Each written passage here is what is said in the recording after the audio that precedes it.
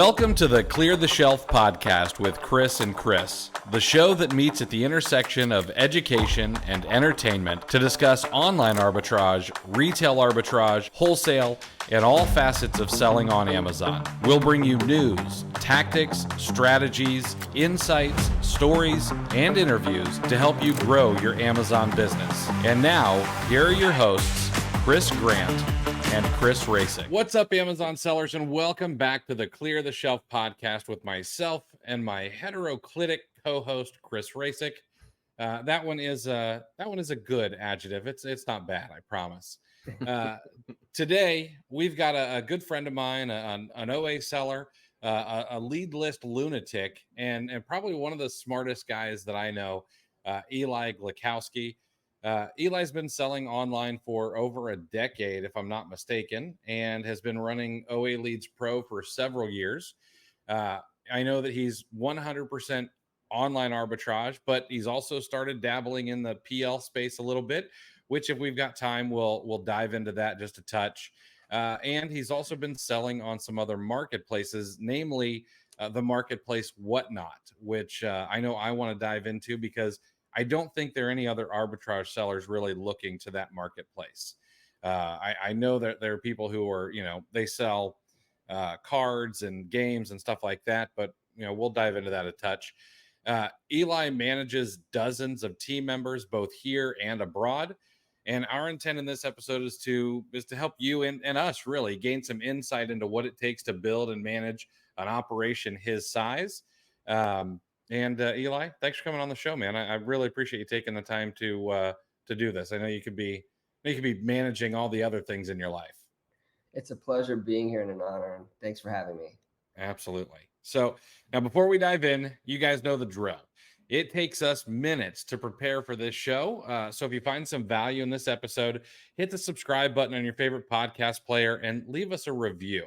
That really is the best way for us to move on up in the podcast algorithms, is by getting those reviews and hitting those subscribe buttons, and you'd be doing us a huge help. So, Eli, we've kind of broken this up into sections to try to make this easy to follow. And today, I think we want to discuss lead lists. We want to discuss sourcing, alternative marketplaces, account health maintenance. We've got a ton. But before we do that, I always like to set the table. And I was wondering, can you talk with us a little bit about like what got you into selling on Amazon and your history of selling stuff on the internet? All right. I could usually go into like an hour-long explanation of that, but I'll try to keep it super brief and give like just the clip notes. I would say a little bit over 20 years ago, a friend of mine was doing drop shipping on eBay, and he needed more people to help manage it. So he brought me on. That's when I was introduced to e-commerce at first.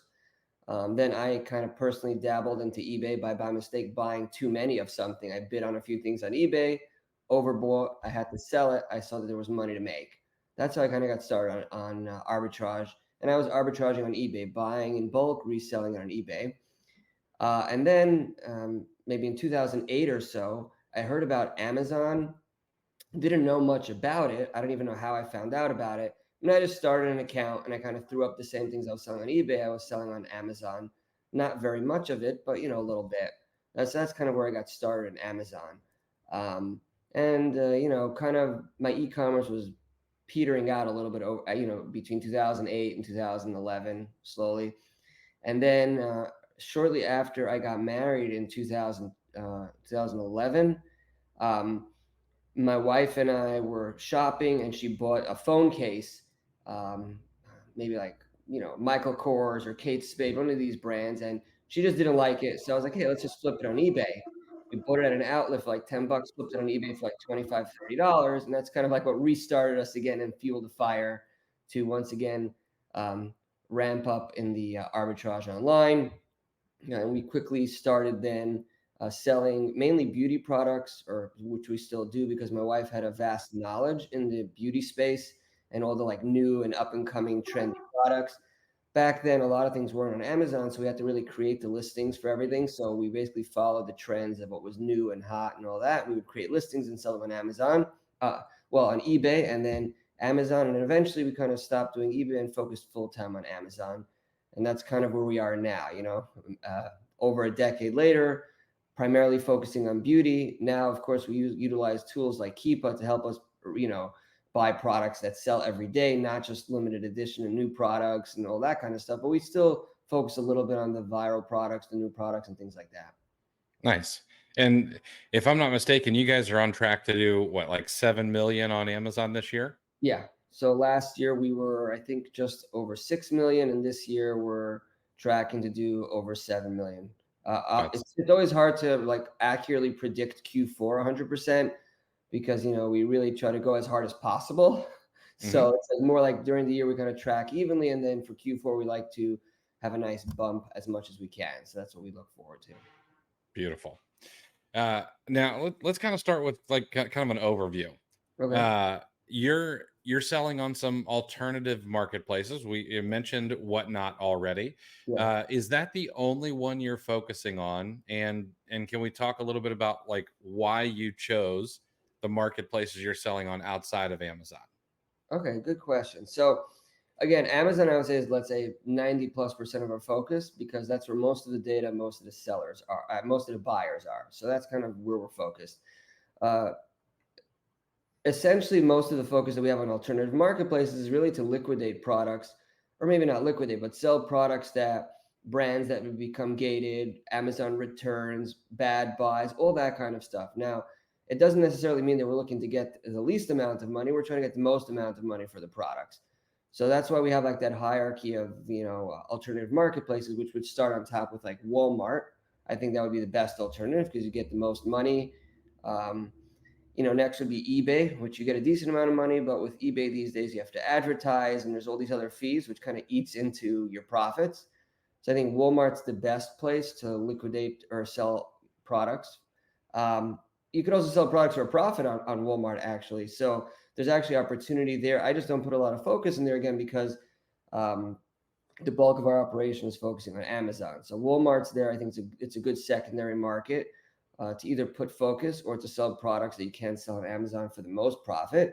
eBay comes next in terms of, again, customer base. They constantly improve their interface and marketplace to make it easier to listings and easier to sell. Cost more money these days, but it's also a pretty good marketplace. And then after that, we have for us, would be like Mercari and Whatnot. So it used to be that Mercari was like, our third tier marketplace, like Walmart and eBay would be second tier. Mercari was third tier. It's really for selling things for super cheap and hopefully super fast. But they just recently, I think a couple months ago, changed the fee structure where buyers basically pay a lot of extra fees. So a lot of buyers started moving away from Mercari to, platform back to like eBay and things like that. Now, Whatnot is something I heard of through the community, but never really dabbled in it. And once we got started, it's a very exciting opportunity because it's like taking eBay and turning it into a live format, and it's a way where you can sell a lot of products very quickly. Because typically, when you work on any type of marketplace outside of Amazon, the velocity just isn't there. You can list something on Walmart, maybe it sells 5 a day. You list it on eBay, it sells 2 a day. You list it on Mercari, it's like hit or miss. On Whatnot, it's you build an audience, and as your audience builds, you sell things quicker and for more money. So we could sit through a show. The last few shows we did, we're doing about $500-600 an hour in sales, and you could do singles, bundles, bundle random things together. You could really make it up as you go. You're not stuck within a specific framework of how it happens because you're kind of randomly pulling things and selling. Again, there are some sellers and whatnot that have a whole preset show with mystery boxes and all this kind of stuff. But the way we do it, and a lot of other sellers do it that we follow, is basically grab all your junk, throw it on a table. You put it within the camera view so people who are joining your room can actually request certain things that are on your table that they see. Otherwise, you just start grabbing things and offering them up for sale, and you start them off at a starting bid, $1, $3, $5, $10, depending on what the value is, and then you let the participants in the room actively bid on your products, and you give them anywhere from 3 to 30 seconds to bid on the products, and then when they win it, you push it off to the side, and then you pull the next product, and then you just keep going and going. And we've done like that, like hundreds of products in a few hours. Fascinating. It's very Now, exciting, but the most time consuming. yeah, absolutely. Yeah. All right. You said something there. I want to go down the rabbit trail a little bit. You said that's where you put your bad buys. Now I know you've been around for quite a while. I know that Keepa, better than most people. What is the cause of most of your bad buys these days, in your opinion? Let's see, bad buys. Usually it's Amazon's fault. We'll pull it on that. So it could be a brand gating. Like we had, I'm a big beauty seller in the last, let's say, year. We've had brands like Kiehl's and Clinique and Lancome, like big brands that have been basically shut down to third-party sellers. So Amazon is the only direct seller. So then whatever products we're stuck with at the end, we take back and we resell. Ideally, when we hear that these things are happening, we try to liquidate it almost as cheap as possible on Amazon, again, because of velocity. If you have 50 or 100 in stock, to sell it on secondary and third marketplaces, it's going to be a lot longer, harder, and you have to deal with all the inventory and the shipping. So ideally, try to liquidate it. But whatever we pull back, we then have to sell. The other things would be like search suppressed items, dog page listings, restricted listings. On a rare occasion, it could be an oversight where you by mistake bought the wrong scent of something or, things like that. But typically it's more so the Amazon marketplace creating some kind of issue where you have now products that you have to sell. And it could be dozens, it could sometimes be hundreds or thousands. Really depends on how bad the situation is. Another follow-up on Whatnot. That was pretty interesting. It's like the best parts of old eBay. Yeah. With the live shopping feature that's becoming so popular. How do you attract an audience? Like, is there advertising on your part involved, or is Whatnot able to promote your show for you? It's a good question. So when I first signed up, they actually reached out to me, multiple representatives from Whatnot, telling me that they'll give me no commissions for 30 days. They'll promote my first shows. But I didn't know exactly when my first show was going to happen. So I once I did my first shows and they were successful, they just ghosted me. So they don't respond to me anymore. Like, we don't need to help you because you figured it out. There's some organic component to it because there's like a carousel of like live Whatnot shows that are happening. And when people are looking for certain interest groups of what they're trying to buy, random shows show up. So people usually just browse, and let's say you're interested in, like Chris was saying, Pokemon cards. You'll see a bunch of shows that are selling Pokemon cards. Some have, 5 participants or 2 participants, and some have 100.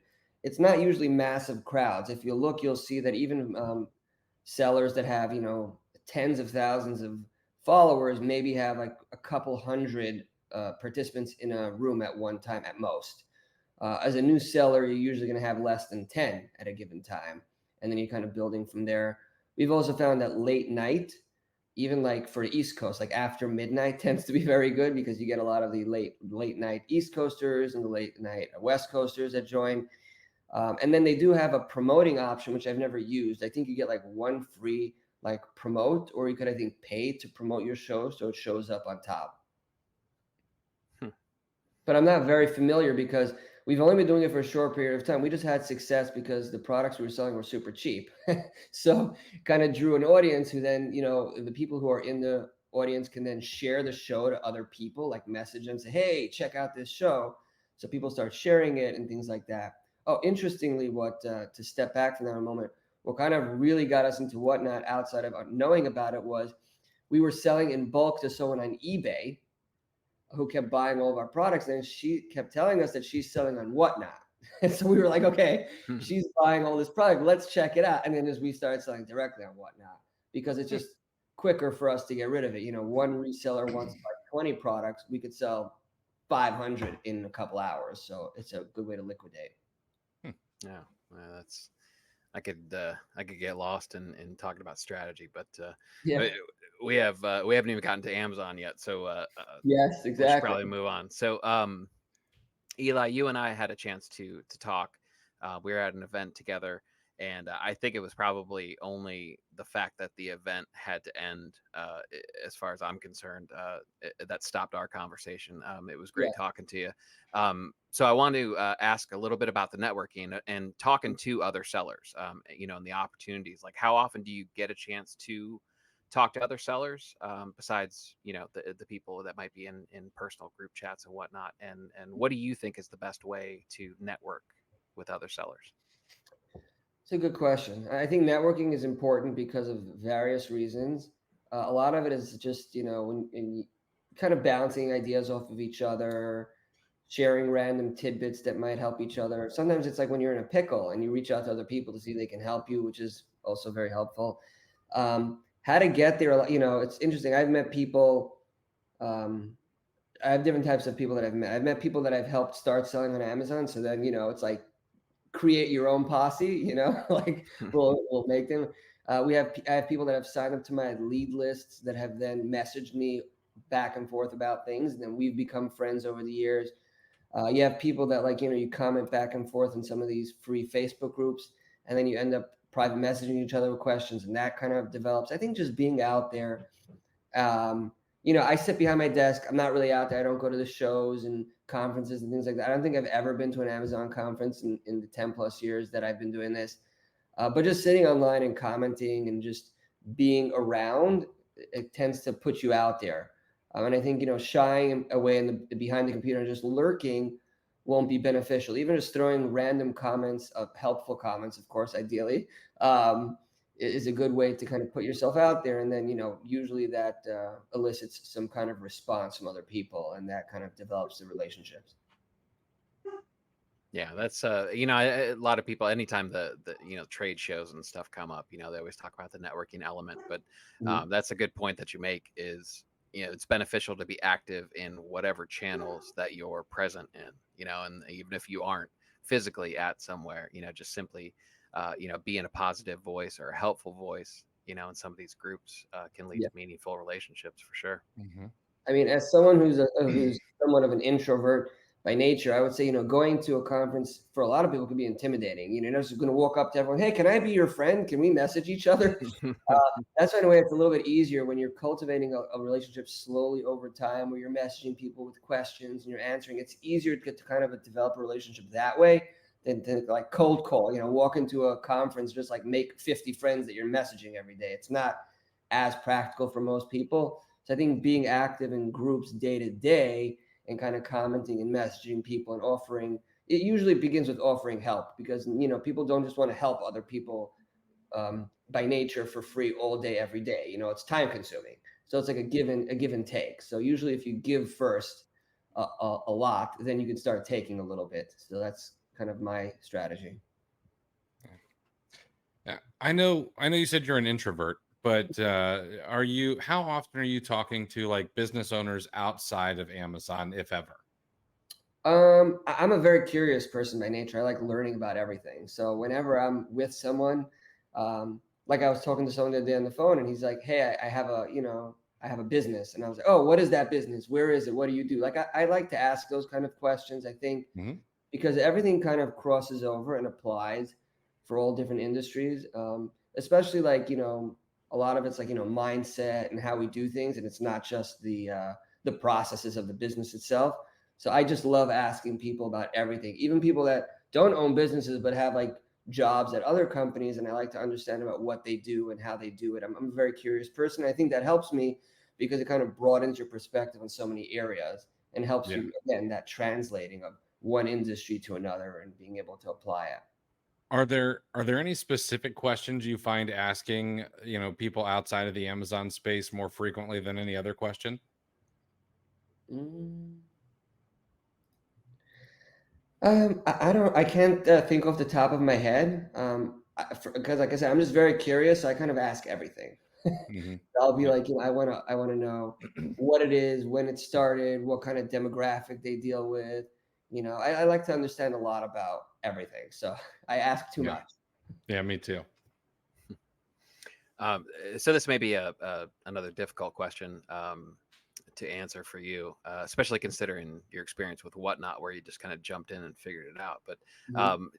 I'm curious if you have any mentors or role models in business, and feel free to zoom out as far as you need to answer this. So to be honest, not really, because a lot of it was just kind of like figuring everything out. Like I said, a friend introduced me to eBay, didn't really tell me much about it, and then later on, I kind of like figured it out. Amazon, I kind of like fell into.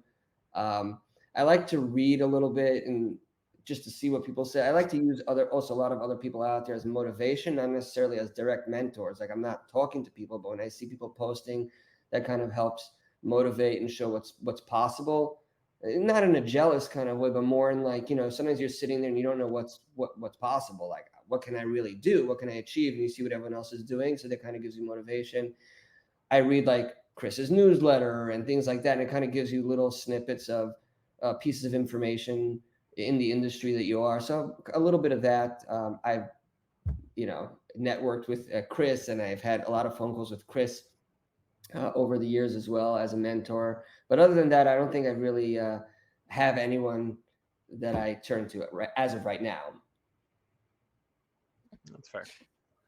So I'm going to switch gears a little bit. Honestly, I could go down kind of this whole just business thing all day long, but I know people want to know about Amazon. But you run OA Leads Pro, which in my opinion is one of the best leads list in the space. And Chris also has a great lead list as well. So we're not gonna say I'm playing favorites or anything here, but lead lists often get a bad rap. And why do you think that is? Generalizations. People take things and label it. It's like I see posts online like, why do people hate such and such a public figure? Or, it's like everything out there. People kind of jump on a bandwagon. A couple people say a general statement and everyone is like, yeah, you're right. So the general bad rap is lead lists suck because they share it to a ton of people and everything tanks. So you give like a general statement.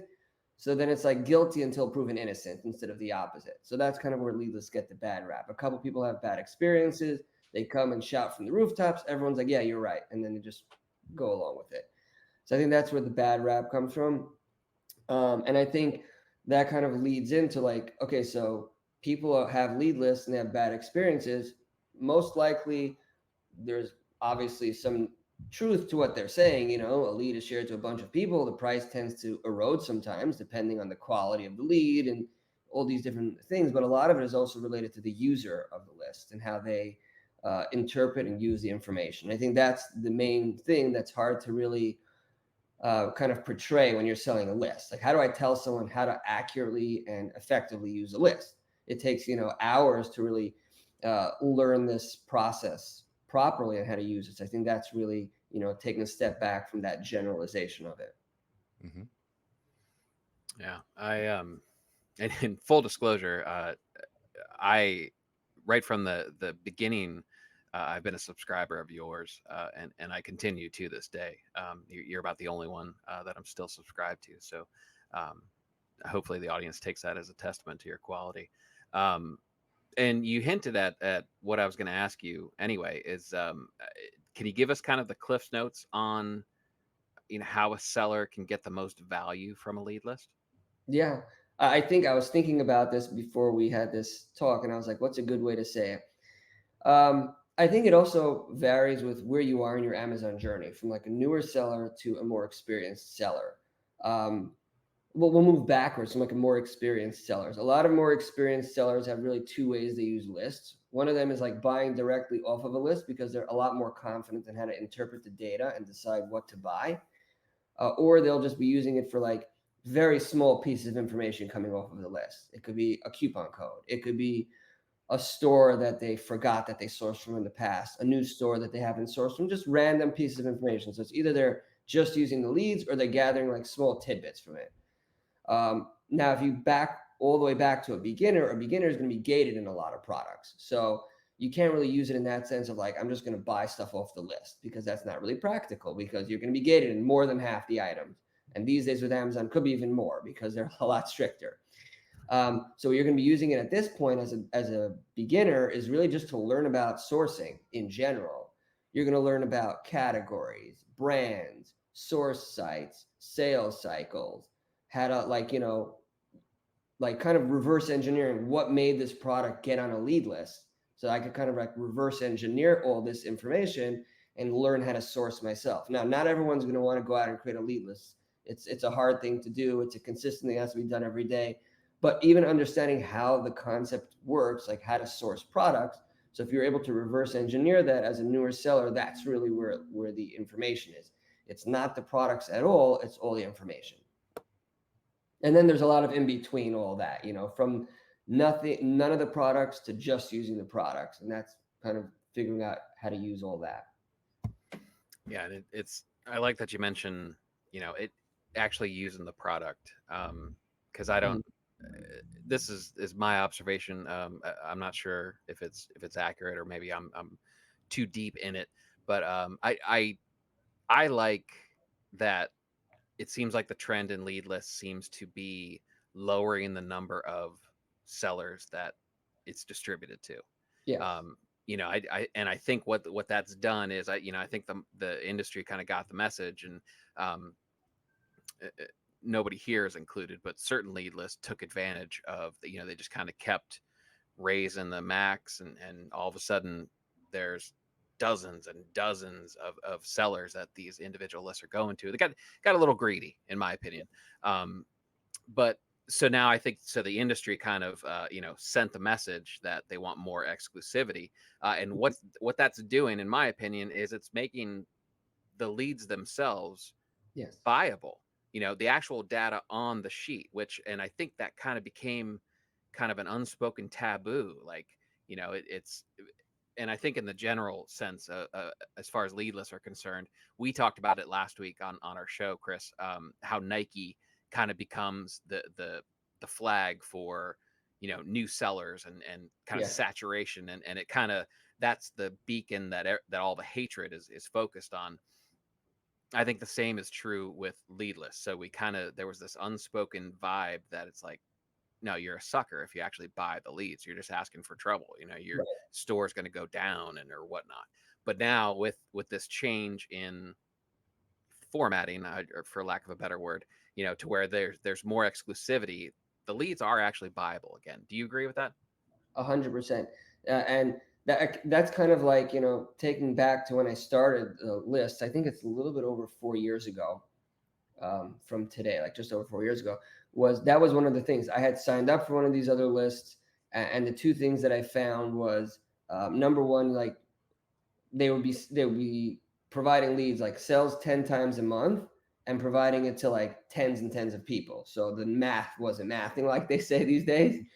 So that kind of like was one thing that kind of irked me.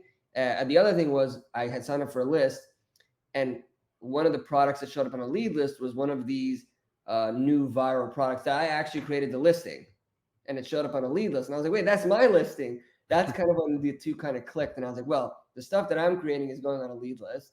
And it's like, it's just too much, too many people, too low sales. Like, let's recreate this a little bit and make something a little bit different. And I think, like you said, the trend has definitely been trending that way. And even in our list alone, I see the trend of where people are definitely paying more to have more exclusivity versus paying less to have more people. Absolutely. I keep getting these negative questions, so I apologize. It's not personal. It's just the way they came. Yeah. So the generalizations about lead lists, they, of course they came from somewhere. There might be a kernel of truth. Absolutely. But what do you think some of the challenges that sellers face when they do use a lead list, and of those challenges, is there ways to overcome them? Yes. So the challenges that people usually face main challenge is that people are not determining the quantities that they should be buying based on the information that they have. So you get a lead list and it says, if you buy 9, you get free shipping. Okay, I'll buy 9. Well, does the data back that up? Like if it's selling 10 times a month and 40 other people are getting this product, and everyone buys 9 of it, even, how much are you going to drop the price? Is the demand really going to go up so much? So if everyone's just saturating it with a bunch of products, so that's really where a lot of it begins, is really how many to buy is that issue that people are not really addressing when they see a lead list. So I think if that one topic is really analyzed a lot more deeply, or at least just analyzed at all by people that are getting a list, I think that kind of cuts so much of the BS out of, lead lists suck. Yeah, I like that. I like that a lot. I had someone recently reach out to me, and they were upset about a lead list that they joined, and that was kind of the exact conversation we had. I made a video for him. I said, this is what I would do based on how many people are getting this lead list, knowing that not everyone's going to buy it because some people are going to be gated and some people are not. And then we also talked about, well, this is how many actually sell, not what some tool tells you is actually selling. And so, yeah, that's good. That's good. Good takeaway there. Two things I was going to add to that is, number one is I've never written, this is nothing, I don't know what everyone else does on their list, because I don't necessarily base it on what other people do, but I never write how many sell on a product when I put it on a list. I just put a rank, because I just have no way of knowing. Because I've seen in the past where people say it sells 2,000 and it's a variation that sells 2. So, I don't go down there. The other point is, like, a very important point with lead lists as well that a lot of people forget is, a lot of people get hung up on the negatives. Like, oh, I got 10 leads and one of them was bad. Or, let's take the garbage and just throw it out. Garbage means anything that doesn't work for you. It doesn't mean that it's garbage itself. It just means for you, it just doesn't work. You just trash it. You know what I mean? Some people peel an apple and they throw the peel out, and some people eat it. Like, everyone's different, right? So some people, they get leads. If it doesn't work for you for whatever reason, toss it aside and then focus on what works. So if you're getting 10 leads a day, all you need is 1 or 2 that work well. Maybe they'll sell for the next 10 years. You don't need 10 products that are perfect. If 2 of them are mismatched, or the price is wrong, or whatever it may be, that's not a problem really, because we have 8 other things that are good. So I think people have to focus on what works. And that's really where the money's at. The other thing that I think is that people maybe forget is even something that might be considered garbage to one person is probably still there's a clue there. Yes. That could be used, Oh. I mean, so, and I think a lot of people would just totally overlook that, instead of saying, okay, well, maybe this one's not for me, but where does this sale take me? Are there ancillary products? Is there a different variation I could look at? And it's just, oh, well, this is something I paid for and I'm not going to be able to utilize. And so they automatically get upset. Oh, 100%. Like, someone will say, oh, you said it sells 50 times a month, and I think it sells 40. So we'll toss it aside. But meanwhile, it's a website that might have like 100 things you can buy. So, like, you're focusing on whether it sells 40 or 50 a month, not on the fact that you can make $100,000 a month in sales from one website. You know what I mean? It's like, so you got to, where do you put the focus? So the focus should be on the positive information, not necessarily the negative information. Thank you for listening to the Clear the Shelf podcast. My magnanimous co-host Chris Rasick has put together a gift for you for being a listener. It's called the Monthly Goal Tracking Spreadsheet, and it's free. The spreadsheet will help you break down and track how much you've purchased, which should be a leading indicator of how much you will sell, and then you'll be able to track how much you've sold, as well as your estimated monthly profit on a daily basis. This will all feed into the daily averages, so you can ensure that you're on track to meet your goals each and every month. Grab it for free today over at cleartheshelf.com/goal-tracking. Thanks again for being a listener. Now back to the show. Yeah, and then, like I said earlier, the flow of data, whether you're buying the actual leads or not, is certainly valuable. Not to mention the database building. The constant feeding of a database is really important. So before we put a bow on the lead list, I was wondering, do you have can you share some metrics or any success stories from users of your lead list? Can we puff out our chest a little bit? Well, I don't keep them like on my desk in front of me, but I know that several sellers that have reached out over the years that have talked about really opening themselves up and selling, going from a few thousand a month to 2, 3, 4x of what they were selling by using lists. I know that on the opposite end, I always tell people in the other side of things, like, don't expect coming in like, hey, I'm going to pay $200, $300, $400 for a lead list and magically going to build $100,000 a month business. Like on the other side, like it doesn't really work that way. Because one person had success doesn't mean that the list is really what creates the success. Like, oh, I'm just going to pay a couple $100 and make millions of dollars. It's really the users that are taking that information and using it correctly. So a lot of it is really attributed to the people that are getting it, that are really using the information, looking for the variations, rabbit trailing off of it, and really capitalizing off the few $100s they spend to try to make it into thousands of dollars. So I try not to really take credit in the sense of I did that. I just provided information, and they were, which was, I think, was good quality, and they were able to actually use that and capitalize on it. All right. Perfect. I gave him a curveball right over the plate, Chris, but he didn't swing real hard at it. That's I know. Right. I respect it. Let's move to your own business a little bit. So, and this one might be a little bit of a layup, but how many people do you have help you personally source for your own business? That's a good question. I'll start off by saying that as a general rule, most of my business is run as a solopreneur. So most of it is just me doing everything as a general rule. Now, as far as sourcing, I happen to have actually got 2 VAs that I brought on in the recent months, but I don't really utilize them to really fuel my business. Part of why I brought them on is for like future, like I'm looking to potentially bring on some buyers, and I want to really have a steady flow of information that kind of comes in outside of just what's in my head and what I'm sourcing and all that. So I think having that in place was something I felt critical. So generally speaking, I would say 90 to 95% of the sourcing is really just coming from what I'm doing every day. I think that should break some frames, because that's you're throwing up some big numbers to really be 90%, all on your own, plus run a lead list. That's it's kind of nuts. It's a lot of stress, but I would say 90% of the sourcing I'm doing and 100% of the buying I'm doing is what's happening right now. Boy, that's I think that's it's a bigger number. You do the math, and that puts you well over 6 million just by yourself. So the people out there wondering, what the ceiling, where the ceiling is on something like that is, because we've had some big numbers on the show, but that also carries dozens, upwards of 100 employees. So that's pretty impressive. Now you mentioned sourcing. You're doing 90% of the sourcing yourself. So having profitable products to sell is obviously the backbone of any arbitrage business. What qualities in the products that you're sourcing are you looking for? Do you kind of have a hit list?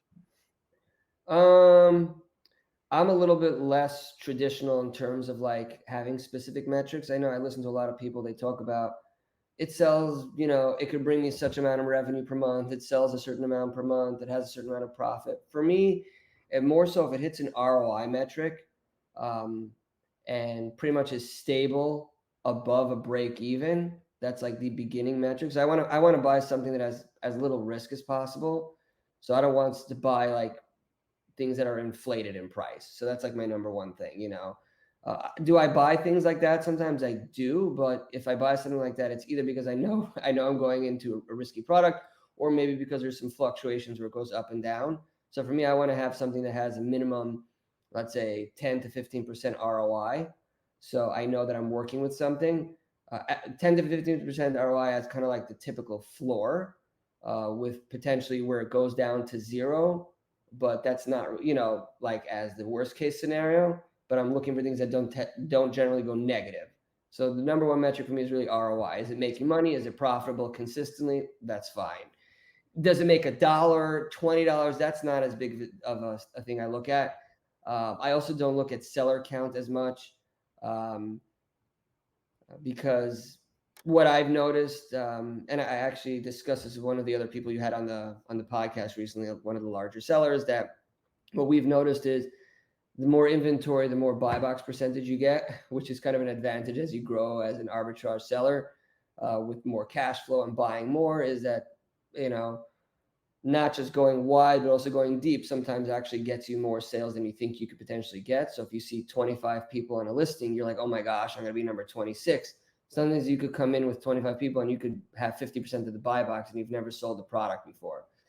So I think I don't look at all the little detailed metrics to exclude. The only thing that would exclude something is it's not profitable. Like stability is not good. I like that. I like that you use ROI, because I feel like most of the people that we talk to are kind of like look down on ROI now. It's like, Mhm. you know, they kind of, there's this attitude like you really need to look at profit margin, you know, and they kind of, you know, like ROI, you know, they think we have some misconception of it, but Right. and then that's interesting that you source like based on worst case scenario, because I know Mhm. my mastermind, um, you know, the members of the mastermind that are the overthinkers, that's always my go-to advice is, what's the worst that can happen? Mhm. You know, like as long as you eliminate catastrophic results, you know, like you're gonna be okay, you know. So that's interesting. But I like Yeah. the ROI inclusion. Hmm. Yeah, I look at margin because it's right there on the calculator. I look at both, but like ROI is Right. a good metric.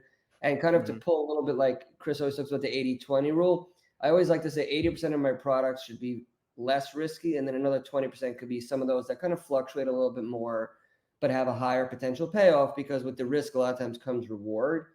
Because once you get good at doing these things over and over, you kind of pick up the patterns of what potentially will be a bust or not. So, of course, we don't predict everything, but it's good to have a little bit of mix of riskier products because the potential profit sometimes is a little higher. But again, I wouldn't recommend someone to start out with $1,000 budget and spend $200-300 on risky products. I would say to begin with, 100% should be no risk. So that's what I would say. Yeah, I really like that. And by no risk, you don't. I think something needs to be hammered home, especially to newer sellers, is by no risk. That doesn't mean that it absolutely will make a profit. It Right. just means that, well, worst case scenario, I'm going to be able to get all of my money back and I can start fresh. I can start from where I was. Yeah, that one's interesting. Worst case scenario is zero. We're not talking about negative. We're talking about like going Yeah. back to where we started. So that's it. Is what about, sales rank or volume, estimated volume of sales? Like, is there any metric there, or you're like, you know what, if I could sell two or three of these, I'm fine, I'll just buy two or three. So that depends sometimes on the stores because they dictate like limits and things like that, and sometimes it becomes a real pain in the butt to start making a ton of orders. So that kind of dictates it. In an ideal world, I'd like to have something that I could buy 10 to 20 to sell a month. I don't really want to buy something that sells a few, but now, especially if I'm sourcing somewhere that I'm buying stuff anyway, if something sells twice a month, I'll buy it because if it's a good ROI and I'm just throwing it in my shopping cart, why not?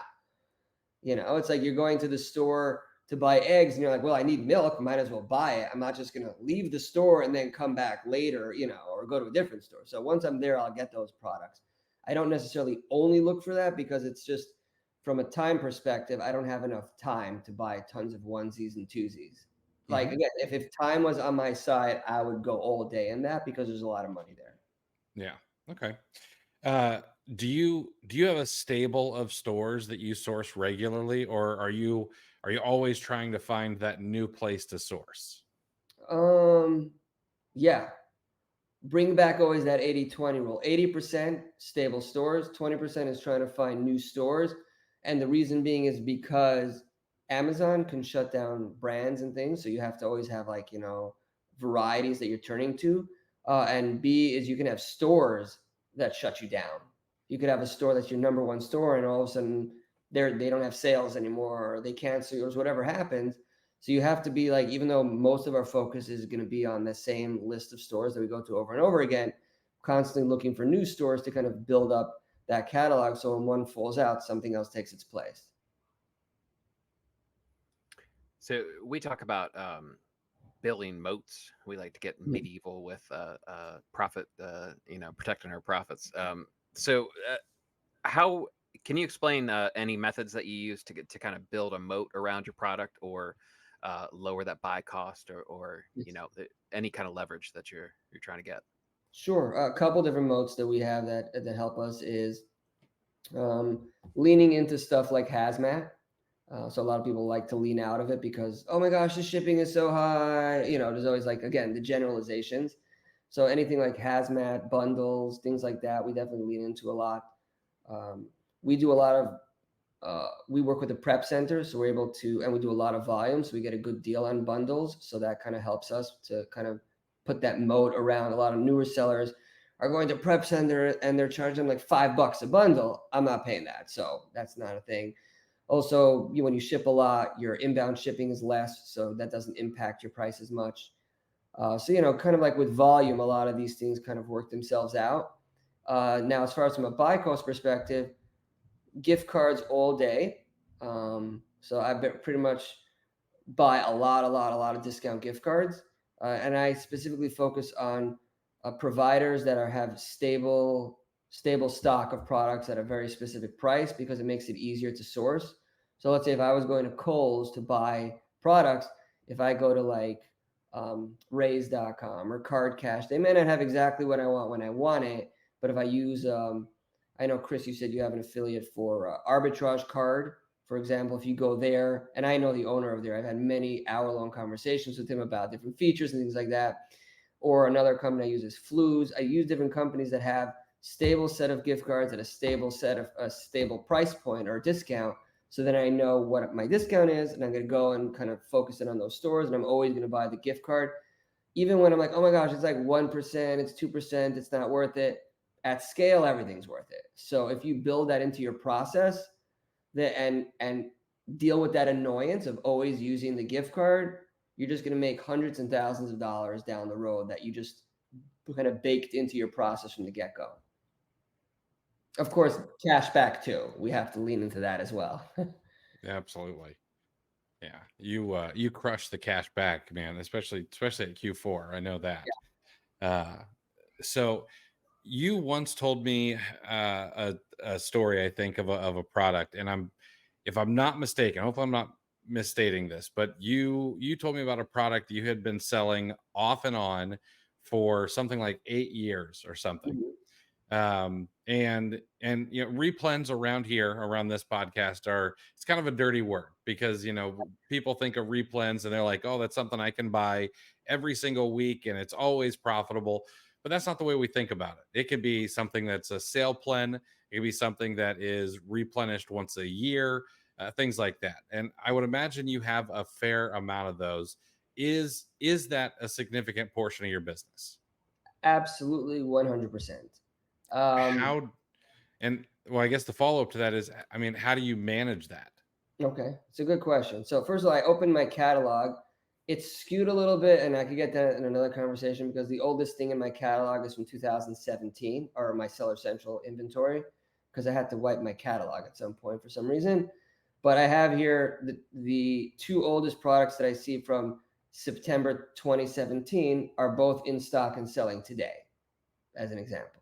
So, and these are not products, like you said, they're not products that you could go buy every day in Walmart and just resell. These are products that have sales cycles. So the two ways to manage that is, number one, if you have your, Rolodex of stores that sell whatever brands and products, and you kind of learn their sales cycles, and you're constantly cycling through and being very consistent and monitoring what's there and when it goes on sale. So it allows you to keep replenishing these products.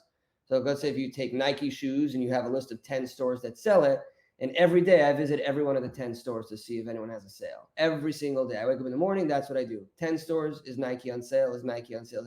So then I'm buying the same shoe most of the year anyways as a replen, because today Foot Locker has it on sale, tomorrow Kohl's has it on sale, and the next day Nike has it on sale. So I'm just buying it somewhere else every day. And then the other thing is I use a software. I created one in-house because I wanted to make something that worked for me. I was supposed to open it up to the public. I never really did because I never got around to it. Like you alluded recently, you were saying that the last 10% of software development tends to be that's like the thing that kind of holds it back. And I haven't really had the chance to push the last 10%, but I use an in-house replen software. And what I use that for, I use it as a catalog management because I could easily, look through all the products that I have. It also tells me quickly how much I sold in the last 30, 60, 90 days. Is it profitable in my most recent price point?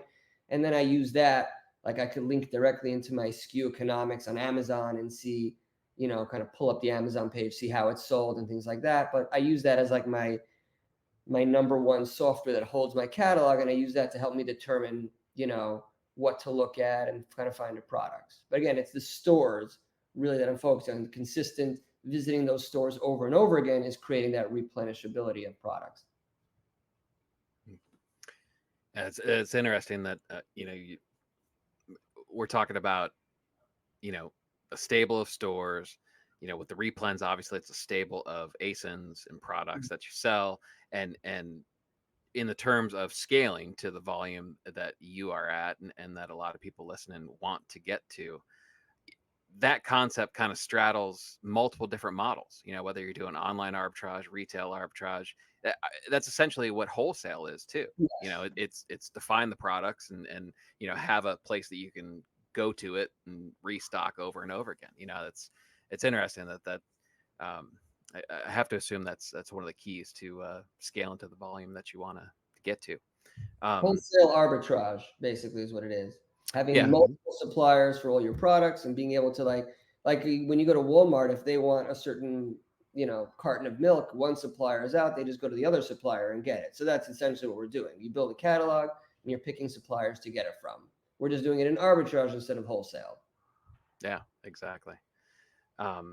So speaking of scaling and growth and stuff, I think every seller, every venture, not even in a business standpoint, I think anybody that takes a venture on is going to make a set of mistakes that they have to kind of overcome.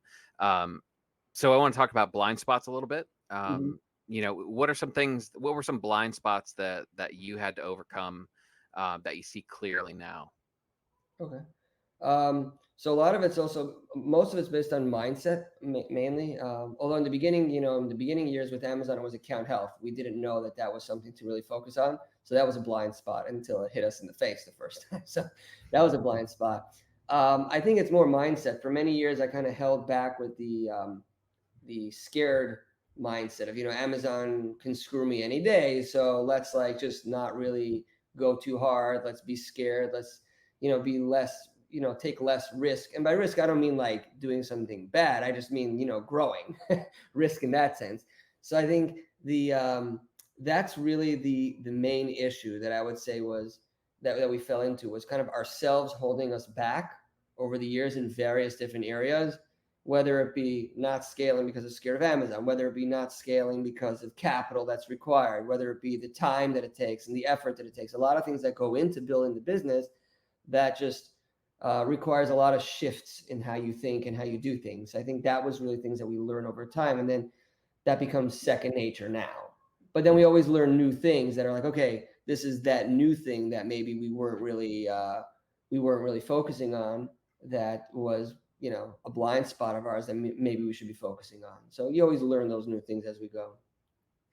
So that's interesting because you have, you mentioned just being scared and fearful of the unknown, but yet earlier in the interview we talked about how your willingness to jump in and figure it out as you go along.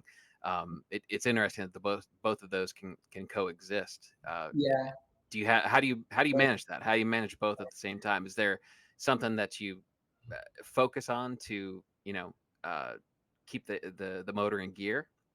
I'm a very much like kind of like do it. So I kind of like get into that like rhythm and the consistency of doing something that kind of helps get me out of like the worrying part of it. Just work on the process itself. So get in front of the computer, source, buy, and then like, leave the worry for the extra few minutes you have on the side, which these days I don't have really much. And not because I'm sitting in front of my computer necessarily working 12 hours a day, because I don't, but the way our life is set up with our family and everything, I'm busy all the time, so I don't leave a lot of room for the worry, although it exists. But if you're going through the process and the motions, it leaves that kind of behind and it's not at the surface. Mindset is kind of, I mean, Chris and I love business books. So, I mean, and mindset, of course, is talked about a lot.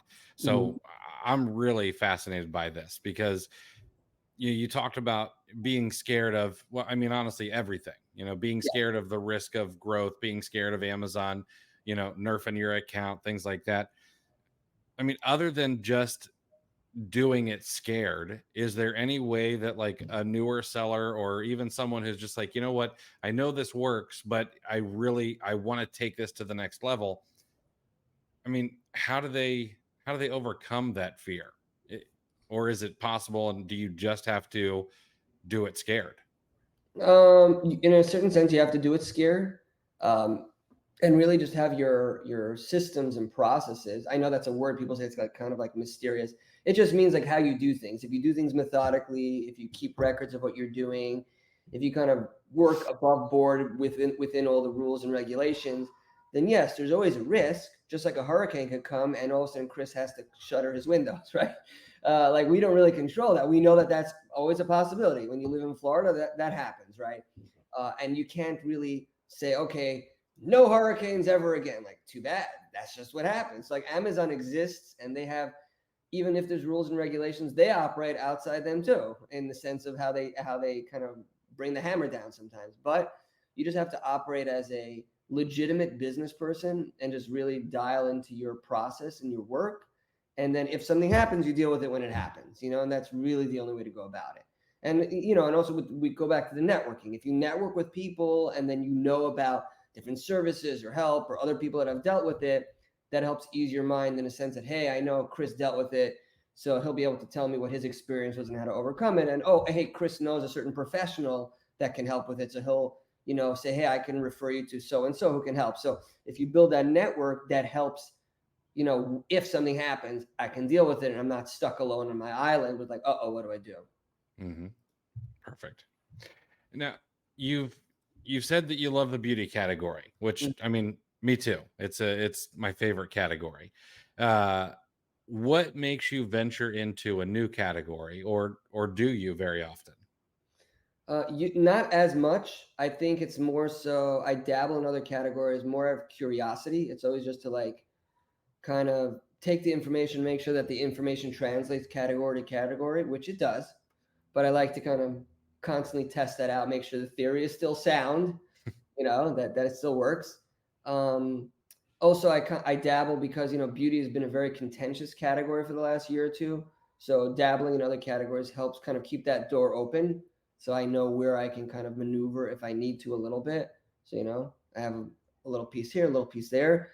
But I essentially, I focus on beauty because I found that by grabbing a niche and really going into it, it helps me understand so much about it.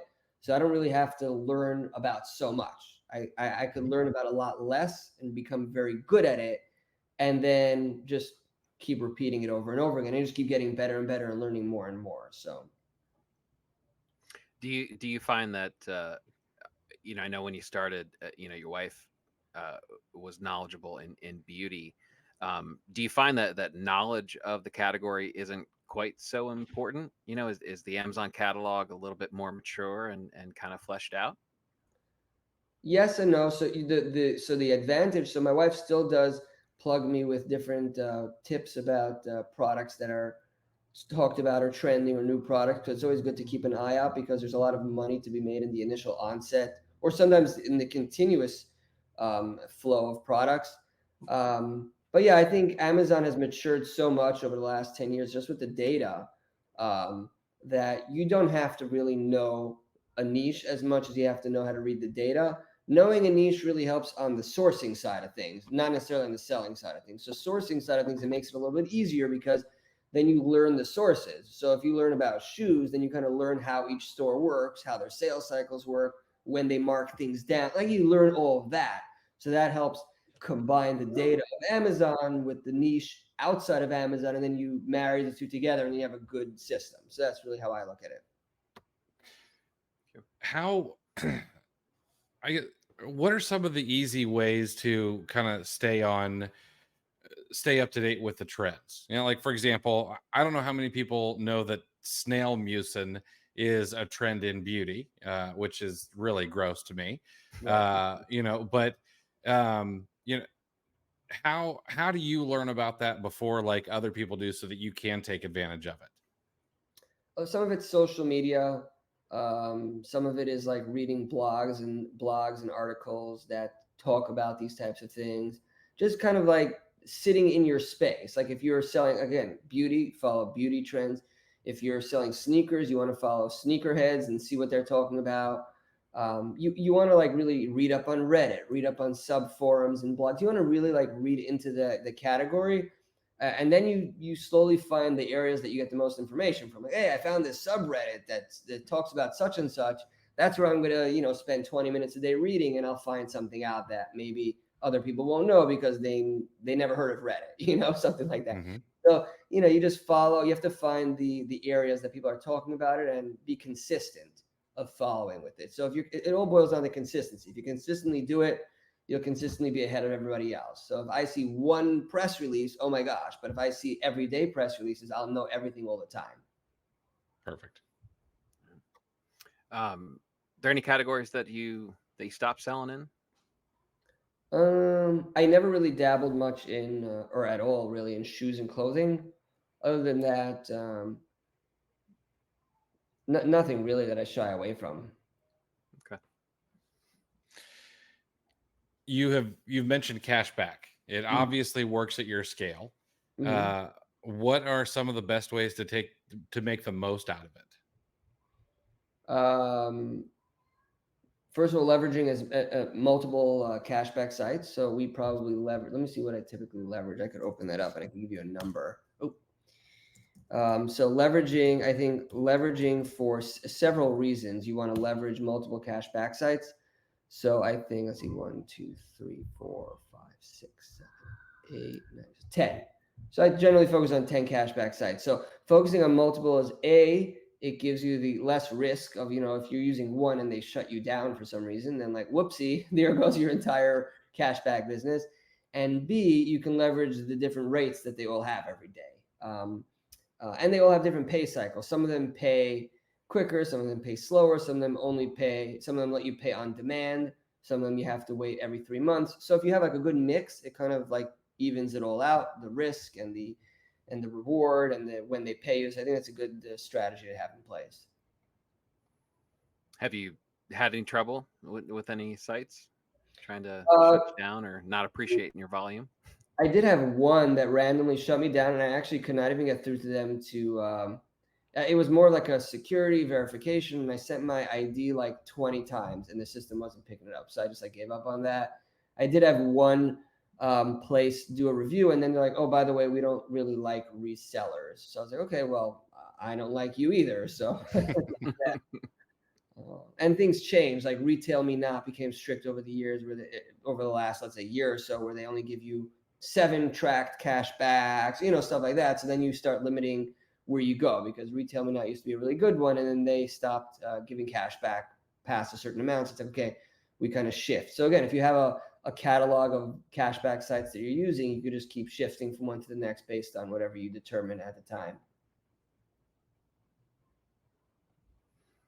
Yeah, and finding out about Retail Me Not the hard way kind of hurt a little bit for me, because I had a whole bunch of orders and that I actually checked my account, and it's a whole bunch of goose eggs. So good to know. I use a very, very small amount these days. Some of it for personal stuff, some of it, but very little. Because again, anyways, they were always limiting to $50 cash back per transaction. So when there's like these massive sales and you're making $1,000 order and you're looking to get $200 cash back because it's 20%, you're only getting 50. Like, okay, so really I could go somewhere else that's giving me 10%. I'm getting 100. So even though it's less than the 20 they're advertising, I'm trying to make big orders, so I'm not really looking to play around to make my $50 at a time. Right. So that's one step in as far as scaling up. You graduate from Retail Me Not to a stable of 10 different cashback sites. But can you break down kind of in general some tips and what it takes to go from 0 to $1 million? We're a little bit fascinated with building $1 million store lately. Yeah. So want to know your opinions on that and your advice. Yeah, it's a good question. So I think the number one thing that really that kind of keeps you in that 0 to $1 million is really a lot of the knowledge building. So you're understanding how to read products, you're understanding the sourcing aspect of it. And then, which is like the main thing, you have to understand the business, how do you buy, how do you find, how do you sell, how do you reprice, all the kind of basics. I think the next big step after that, because a lot of people get stuck in that, like constantly thinking. You don't have to keep reinventing it. Once you understand the concept, okay, we're good. You keep learning how to tweak it a little bit, but you understand how to source, you understand how to sell. Okay. The next thing then becomes how to identify, first of all, how many you can buy of products, because, part of, we go wide, but you also want to be able to go deep if you can. Like, you don't only want to buy 3 to 5 of everything, because to scale, you have a certain limited amount of time. So with time comes like, okay, now I have to figure out, it's going to be risky because I have to go deeper into products, but from a time perspective, I can't really buy 2 of everything every single day, because then my sourcing time goes from 2 hours to 4 hours to 8, it's just, it keeps doubling every time. So learning how to buy more of products. So that becomes, once you learn how to read the data and the process and you get more comfortable in that, then it's like, okay, let's buy more of everything we buy. So we're not going to really test as much, as more we understand that this is the process. Now, instead of testing, we're going to buy based on what the numbers dictate. So getting more comfortable, even on your first time, sometimes buying way more than someone would typically buy in the first time. So I think that's like the beginning stages of growing 0 to 1 million, is understanding the process, reading the numbers, and then scaling up your buying. And I think, going past 1 million is really using the similar strategies of how many to buy and really taking more risk. It's also being a lot more consistent in following up with all the places that you go to buy stuff. So like, again, for me, it's like every day I wake up and it's like clockwork, 7 days a week, 365 days a year. I wake up and I go to my set list of stores and I see what's available. Like, I'm always at it and being very consistent, because that allows you to never really skip a beat. If you're constantly taking a back seat and then okay, I'm going to the back seat, I'm back to the front seat, that's where kind of like you fluctuate and it's hard to really grow because you're not compounding. The only way to compound your work is to be consistent over and over and over again. So if today I could spend $100 an hour and I keep doing it over and over again, tomorrow it's $200 an hour, because I'm just getting quicker at the small little processes, how I lay out my window, how I buy it, what I press first. You kind of learn these things along the way, and then growing your business becomes easier, because then you're condensing your processes into less time, and then you can do more in that period of time. So time becomes like the biggest thing as you grow. How to really fit it all into time, and that becomes time. Consistency leads to that. So the initial stages are essentially do more, but eventually you reach the point where you have to become more efficient. Like, now I have to do less almost, do right? it, in less time. Like the first few months you overanalyze, but then you have to kind of underanalyze, almost to a point where like I said, what's the worst case scenario? How many do I buy? Let's go. And we're not focusing on anything else, because if you focus on too much, you're constantly stuck in the gear grinding stage, and then you're not able to grow because your time is stuck on the analysis. So analyzing takes a large period of the 0 to 1 million, but then in that same period is when you start shifting from overanalyzing to setting like easy to follow benchmarks, using that, and then just scaling with that.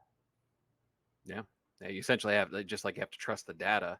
Yes. As you're growing, you have to trust your own parameters that you've set, and you believe in. So exactly. That's interesting. Yeah.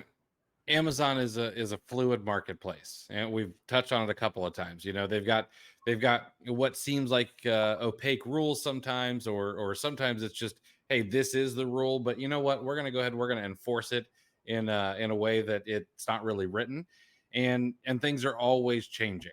So I'm kind of curious, how are you currently adapting to changes, and are there any changes in the future that you foresee? So changes adapting to now is by not getting complacent and like, not getting complacent in the sense of like, I know where to buy stuff, I know what sells. Okay, I'm just going to buy and sell the same things over and over again. So constantly staying in the throes of sourcing. And again, like we talked about, you said, do I have a stable set of stores, which let's say 80% is, but 20% isn't. So I'm constantly looking for new sources, dabbling in the new categories. You have to always be open, because Amazon changes things. I could get an email right now that a big brand is gated in 30 days. That, it could be 5, 10, 20% of my business.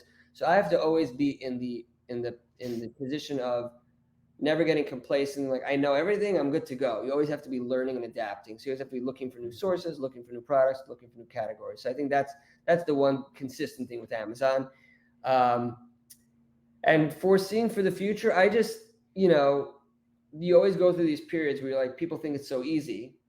And then you kind of like, Amazon kind of drops the hammer, and then you realize that all along it was never really easy. It's more so that, like, if the teacher's facing the chalkboard and they're writing something and you're sitting there, woo, making a face, of course, you're not doing something right. You're just not getting caught, or you know what I mean? So that's how it is a lot of times with Amazon. Like, if things are easy, it's not because it's meant to be easy. It's because certain things are just not getting addressed at that moment because the teacher's turned around. So if we get too complacent and like, oh, they're not looking, I'll just keep doing it. And all of a sudden the teacher turns around, you're like, uh-oh, I'm in trouble. So that's Amazon. You have to always be in that position where, you have to be able to pivot and adapt and kind of, be aware of what's going on. And also, understand that they're never going to be reseller friendly, or it's never a thing of like, everyone's like, do they like arbitrage sellers? They do, they don't. They don't like anyone really. They like their own pockets and their shareholders, right? So you just have to, as long as you keep adapting with what's happening. I've been at this for so long, it doesn't go away. It's just constantly changing. So you have to be there for the change. It's interesting, the relationship between sellers and Amazon. I think when things get tougher or something bad happens, Amazon becomes the enemy. However, at some point you have to look at Amazon's reliance on third-party sellers as well. We sell 60% of their sales, so that's not a little, so it gets to the point where, they can only poke us so much, and it's going to get to a point where, especially we talked about diversification at the top of the show, and other marketplaces, and the emergence of things like Walmart, who certainly has capital behind them. And I always remind myself that at some point Amazon may get to the point where they've got to cater to us a little bit. There's going to be resistance. There's going to be competition and other factors, that may soften a little bit. So there is a little bit of give and take. It's not all like they hate us, they want to get rid of us. Right. And like what I said is, like, when I say like they don't like anyone, like, it's more so in the sense of they're running a massive company. I don't know, millions of employees, I'm guessing, a large amount of stockholders. It's not a simple thing where like, oh, I'm just going to ask them, they're going to do something for me. Like, they have to, it's in their duty to really look out for their company and how things work. And it's our duty to really look out for how our business operates, and understanding that we can't control how they operate. We can only control what we do. So we can control our input into it, and kind of like playing in their playground. And that's part of the adapting. Things change all the time. Like, all of a sudden Amazon comes under tons of legal issues. They're going to push it onto the sellers because they don't want to get stuck with like now hiring 1 million lawyers to work at Amazon. They're like, okay, we have a few million third-party seller businesses. We're going to kind of put some new requirements on them. Here are new insurance requirements. Here are new legal requirements. Here are new document requirements. They're going to push it on us because, they're just trying to make money in the end of the day, right? So they don't want to have to deal with all that headache and potentially have to pay billions of dollars in settlements all day. So but we get to play in the biggest marketplace in the world, right? You could set up shop tomorrow on Amazon and become $1 million seller, not overnight, but the term like overnight, because like the customers are there. If the products are there and the customers are there, you could set up shop tomorrow and become a successful seller, and no one's really stopping you. You don't have to get a license. You don't have to hire anybody. You don't have to get a warehouse. You don't have to do anything. You can literally sit in your PJs at home and make $1 million. So we just got to play by their rules. Yeah. And along that line, what's your outlook on reselling in general, say over the next 3 to 5 years? I mean, it's gonna be there. I think it keeps growing. I don't think it'll ever go anywhere, honestly. Like Chris, you always mention Chris, you guys always mention about like, arbitrage and reselling has been around since the beginning of time, and it'll keep going until the end of time, or no end of time. It'll just keep going. So I think And with the way the internet is and the way the technology is advancing, I just think the opportunity just keeps growing.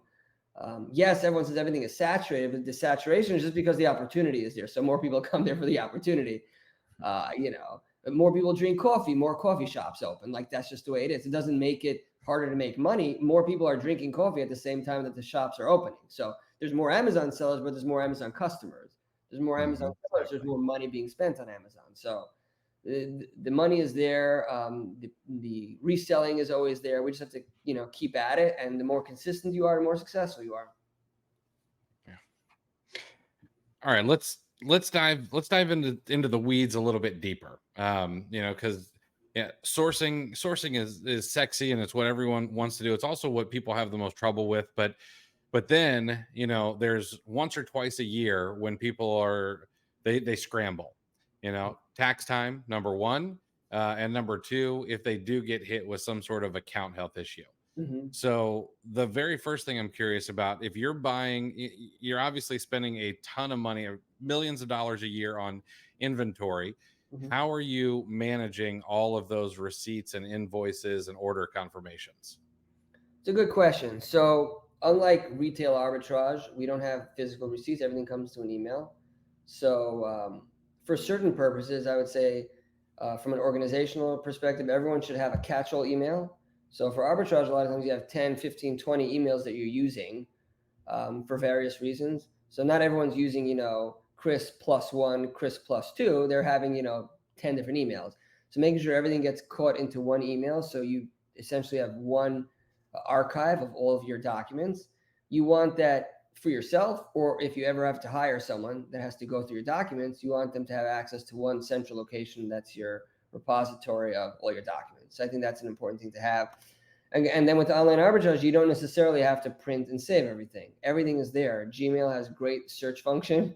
You can basically find anything. They have extensions. I have an extension that a friend of mine that's a reseller put me on. I think it's called like Cloud HQ. You could basically print.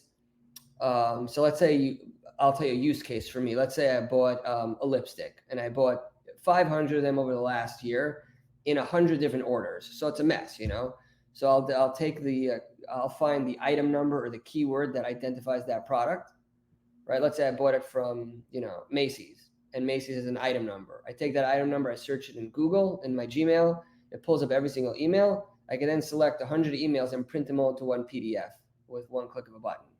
Oh. So then you click it all into one PDF. Now you then take that PDF, you add whatever documents you want. And if Amazon has a question, you then have everything with, 20, 30 minutes, you could have all your documents gathered and done for you, So, it's there.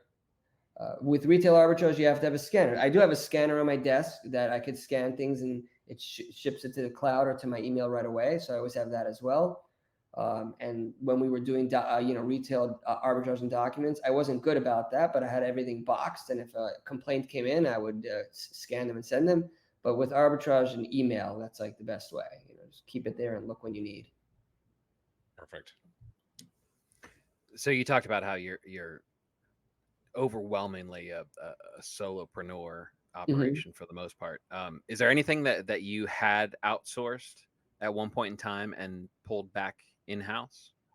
Yes, there's a lot of things that kind of go back and forth. I think the latest few things I would say is account health was outsourced for a while that I pulled back in maybe in the last year. So I had one of these companies that had VAs that would go in and raise tickets and do everything like that. But what I've noticed is the services that I was using wasn't doing all the document gathering, which is like 75, 80% of the work. And then the success rate in the submissions of cases was kind of like declining.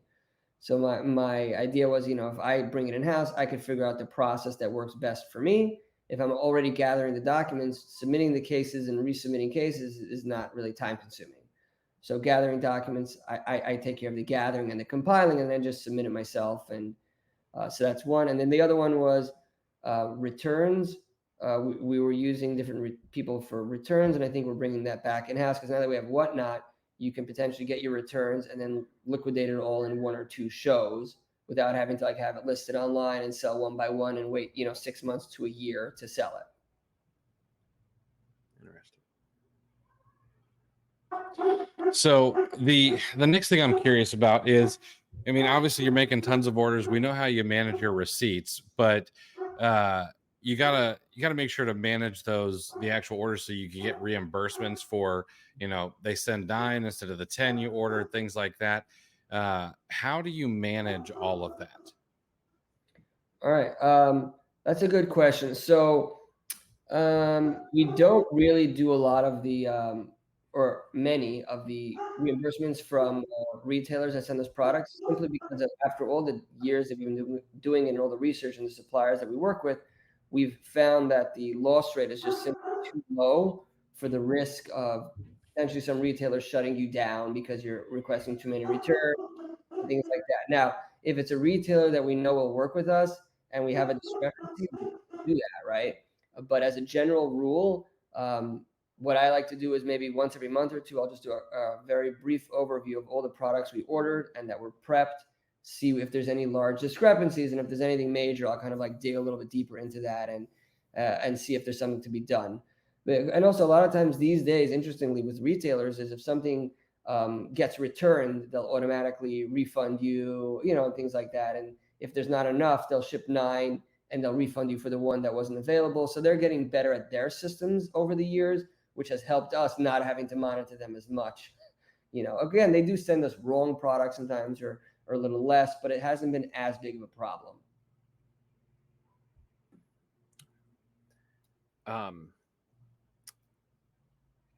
As far as and I know you've added a couple VAs, but again, you're heavily yourself. How do you know when it's time to add a person? Like, how do you know that you're maxed out, or you could be more efficient by maybe bringing somebody on, or maybe that decision to outsource something eventually?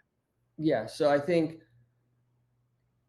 each areas depends. So I have identified some areas where I need to bring on team members, which is something that we're working on. Well, I was working on it more heavily, but then Amazon has been throwing so many curveballs. It's like constantly requiring shift of focus temporarily. But again, it's when you reach you've peaked at your efficiency and, like, hey, I'm the most efficient at sourcing and buying. I can't really become more efficient. I can't cut the time down more. So now the only way to scale is really to bring someone else to do buying, because like I can't really buy faster or more. It's just not possible. Or there's a certain, like I was saying before, let's say retail me not, where like if you make smaller orders, you make more cash back. So there's a lot of times certain activities that you could do better that would make you more money. You just don't have the time. And there's no way to really, again, as efficient as you are, time is time, right? So if you bring on a team member, sometimes that can make you more money in cash back or in other areas, then it's worth it. So you've identified areas that have money. And that's something that the last person you had on the podcast, he spoke about was, like the first hire should be someone that brings revenue type of thing. Like you had that kind of conversation. So when you identify areas, like I said, if you can buy more efficiently and make more cash back, or, make more ROI or whatever it is, then essentially you could generate more profit. So that's an easy way to identify bringing on a team member, because that's money right there. So you're paying them $20 an hour, they're making you 100. So easy peasy. Like that's a great way to identify. And then there's just the time consumption things that, again, you can't become more efficient at, because it takes time to create a spreadsheet and annotate it and do that. So if you find a good service that can handle account health or reimbursements, you hire them. Or prepping, very big one. We have a prep center we work with for years and years, because physically I can't prep more than a certain amount per hour. Me and my wife together can't prep more than a certain amount an hour. I don't want to manage employees that prep a certain amount an hour. Outsource that. So not just time and not just, making more money, also what you want to do. If you don't want to do it, get rid of it. And it doesn't mean get rid of it in the sense of don't do it or do it horribly. Just find a good person that can do it and have them do it. I like that. Yeah. Kind of going down this line of questioning, is there anything you have automated in your business yet, whether that's through software? Well, actually, yeah, mainly through software. And I'm sure like there's repricing and stuff like that, but anything maybe we don't think of. I would say not really anything that I could think of off the top of my head. It's more about finding when you work with service providers, finding ones that provide the best full solution. Like we work with a reimbursement service, and they go through our documents. They find the documents, they submit it for reimbursements. So again, if you're able to find a full service type of situation that's able to handle all of it, that kind of it's not automated, but the process itself becomes like a flow that you don't have to really handle day to day. Other automated things, no, not really, not that I can think of. Okay. Repricing strategies can be automated, but that's kind of it. Yeah. Yeah, it's funny. I had to chuckle. You mentioned the time it takes to make a spreadsheet, because I'm recently frustrated by the extra second and a half that it takes to open a Google sheet because Gemini's loading. Mhm. So it made me wonder. Are you using AI in your business at all? A little bit. I use ChatGPT a little bit for mostly it's for like drafting things, and whenever you have something that has to be written or presented, or anything more in the written form, I use that a lot. It helps create a general framework, or sometimes even refine frameworks. I've used it to create Google scripts for me, like very complex scripts. It's not very good. Well, I didn't use it for a while, but it's not very good at it necessarily. But if you constantly like kind of dig deeper and deeper, you get to the point where it actually figures it out and makes you something. So I found a Google script that saves me like an hour a week. I just press a button and it just does, creates a bunch of spreadsheets and permissions and all that kind of stuff. So there's ways to use Chat GPT. Some of it, again, because you have to tell it what to do. So you have to spend time. So most people think it's like a solution where you just press a button and it does it for you. A lot of times it creates a lot of tweaking. Like it took me between an hour and 2 hours to create a script that saves me an hour plus a week. But it took me almost 2 hours to really keep going at it, to really tweak the script to the point where it was exactly what I wanted. So sometimes you have to spend that time building what you need. So it's like training an employee. You have to take away from time that you're going to make money to train the employee to make you money in the future. Mm-hmm. So a lot of it is that. When we get to the point where it's just a click of a button and AI does what you want, it's already too late. Like, yeah, right. Yeah, that's why I mind my P's and Q's, because once we're at that point, we're probably household pets more than we are, in charge of the operation. Right. So you've touched a little bit on, how like having your standard operating procedures, it sounds like this big term, but are there 2 or 3 SOPs that you kind of stick to every single day, or that are the most important in your business? Yes, some of them are written out, but I don't really, a lot of people think about SOPs. They think it's like this like long written out book, and oh my gosh, because I worked in the medical device industry where you have to have these regulatory documents, and it's like, well, that's an SOP if that's something that people are thinking about, where you have to follow very specific rules and how to do it. When you're running a business, an SOP just means, go to gmail.com, type in Chris, find the emails from Chris, select them, print them, save them to Google Drive. That's a process done. So a process can be a simple thing that you just do. I have a lot of processes that we have in place. A lot of them are written out. I don't look at them every day, but I think the few important ones is, account health related processes, like how to deal with, inauthentic complaints, big one because we deal with that. With sourcing, it would be just determining how many to buy of something, just a typical SOP. Just the process of buying things, like opening the tabs of your products, opening your cashback site, clicking from your cashback site, making the purchase, like that process of how to make the purchase to make it more streamlined. And then again, how we record the information later so it gets transcribed over to the prep center. So sourcing, buying, and then account health. Those are like the main SOPs that we work on day to day. I actually was working recently because, I like to just do random things when I'm, trying to like organize a little bit, like even though again solopreneur, but I create like an organizational chart of all the different things that are happening that I'm doing and categorizing them into different categories, kind of like what falls under seller central tasks, account health type tasks, sourcing, buying, because it's important. Like even though you're doing it all in your head, you want to have it written out so it's easy to bring someone on to do tasks. You're able to also identify exactly what you're doing and where kind of it falls under, and helps you stay organized more, especially as you're growing. Perfect. So we can't talk to a large seller without addressing cash flow. And I'm curious how you are able to manage that at your size. Well, Chris knows this one is where we have the aged Amazon account. So we kind of have a cheat code for cash flow, where Amazon gives us our money all the time. So that kind of takes care of 90% of cash flow problems that most Amazon businesses deal with, where we're able to disperse all of our funds every 24 hours, no matter. It's like something sells, it ships, the money gets into our account, we can take it out. Which for FBM, that's like killer, because I could go to Target, sell something while I'm still in the Target store, come home, print a label, that money is already in my Amazon account. I could take it out to my bank account and just buy something the next day with the same money, basically. Because now Amazon has express payouts, so you get stuff in under 24 hours. So in a 48-hour cycle, you can basically have your money back in your bank, which is crazy. It's like having a cash business, essentially, because cash comes back so fast. Otherwise, it's just leaning into credit cards. And I know, again, we had another seller. When I'm doing this, all of a sudden everyone's name is out of my head. I'm kind of like focused in, so I forget everyone's name. The seller from New Jersey that you had, he was talking a lot about the different credit cards and stuff. It's very important to lean into capital, but also use it very wisely.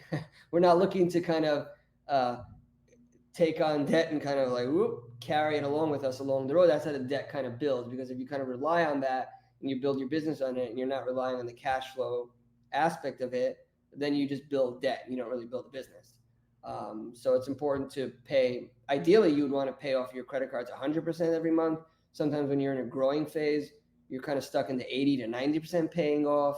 Sometimes you have some interest-free credit cards. Sometimes there's a small interest that you're paying, but it's on a very small percentage. But you have to really be very wise on how you lean into it.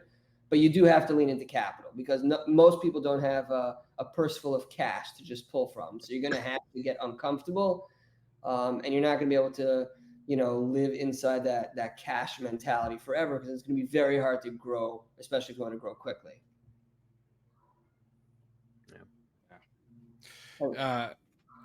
So sorry, go ahead.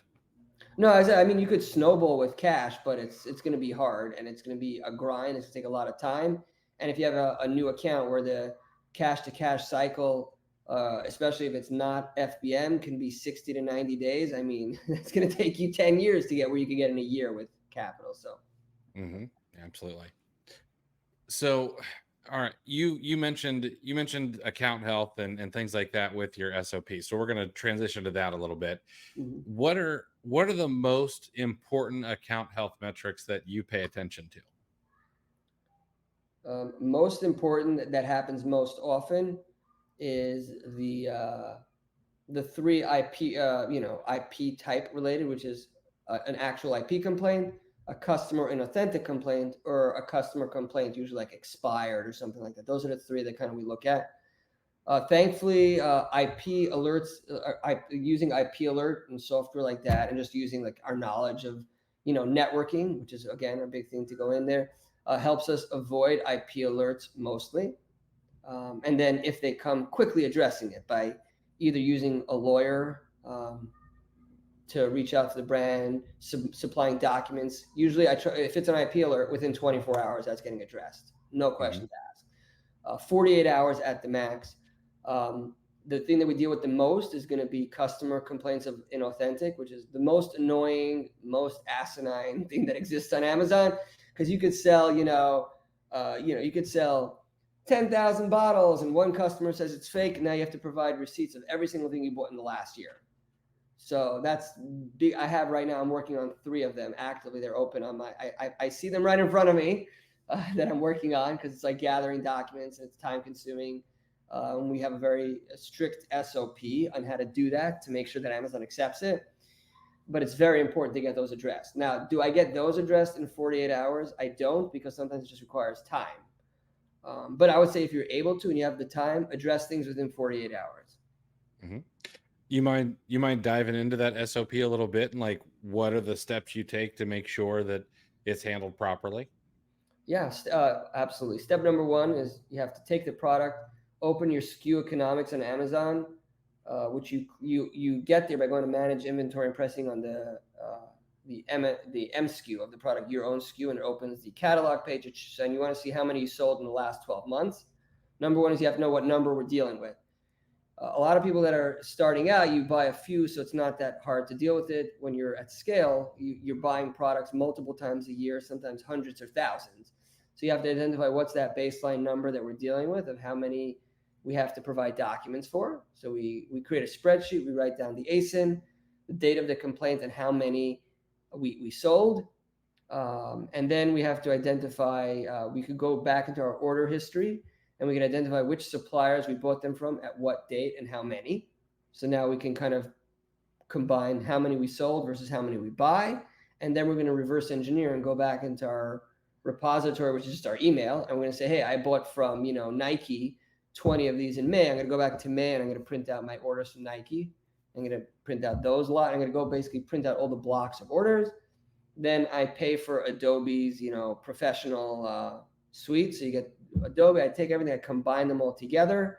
And then lately I also add like a small little like POA type of thing with it. Like, we're addressing this, all the documents are attached. These are our suppliers, yada, yada, yada. Combine them all into a PDF and then we ship them off to Amazon. So that's kind of how it works. This question is unfortunately kind of topical on an increasing scale.